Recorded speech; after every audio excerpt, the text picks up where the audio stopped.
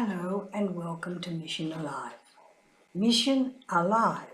And yet today I would like to tell you about two funerals I went to in the past week.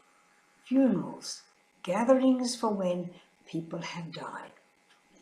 For each of these people, all began the night before when people shared memories. So the first one was one of our sisters, really a young sister, who died from cancer. And when people spoke of her, they had no great stories to tell. She wasn't a teacher, she hadn't taught many children, she wasn't a nurse, she hadn't looked after the sick. She was an excellent administrator, an excellent secretary. If people asked for something, she immediately knew where to put her hand on that paper, on that article, whatever information people knew.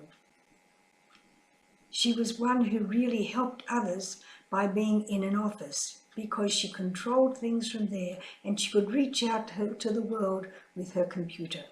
She could reach out to our missions. She was in charge of the overseas missions, so she was in charge of helping Africa, Sudan, Angola, Philippines, Papua New Guinea, Kiribati, wherever we have sisters working, Marshall Islands. People spoke so beautifully of her, a gentle, gracious woman. And then, when the next morning we had her funeral, the family were gathered there. And one of her relations sang a beautiful song during Mass, a solo, just herself. It was so beautiful. And then after communion, her other sister composed a song about the one who had died and sang that. You know the path. You know the path. We all know the path. We all know the path we have to follow, but the important thing is, do we follow it as she did? The second funeral I went to was of a man. This man was a priest, and he'd worked all his life in education. He'd worked in a big college in Queensland, a big college for boys in New South Wales, and a big college for boys in Canberra. So the night we went for his memories, all the memories that we heard were from boys who'd been in his class, now grown men, getting older, old men, because he was 97 when he died. And they all told about a man who was everything to them.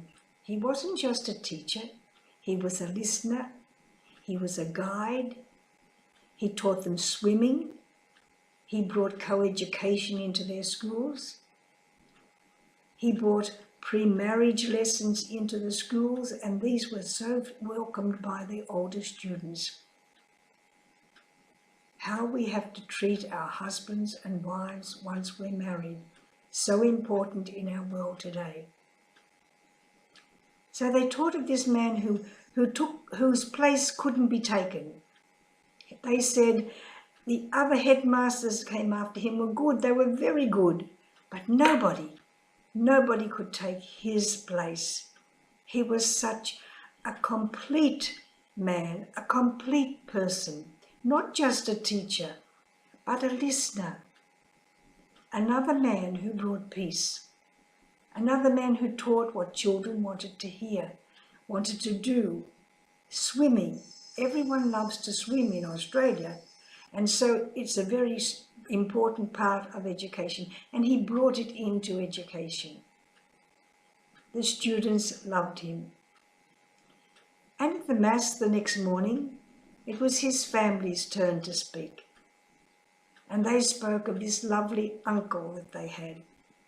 How whenever he came, they called his name. So that one day, a woman across the road, who lived across the road, came over and said, I have heard this name being called so much, I want to see this man.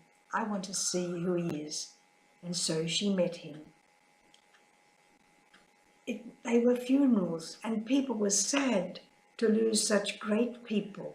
People who had given such education, such examples of what we can all become. We don't have to be the same as them, the same as that sister or the same as that priest. But we do have to believe people who leave a mark on this earth. That when we go, people say, I remember her, I remember him, because he was, she was. And their life lives on, because we keep that life alive in us, because we follow their way.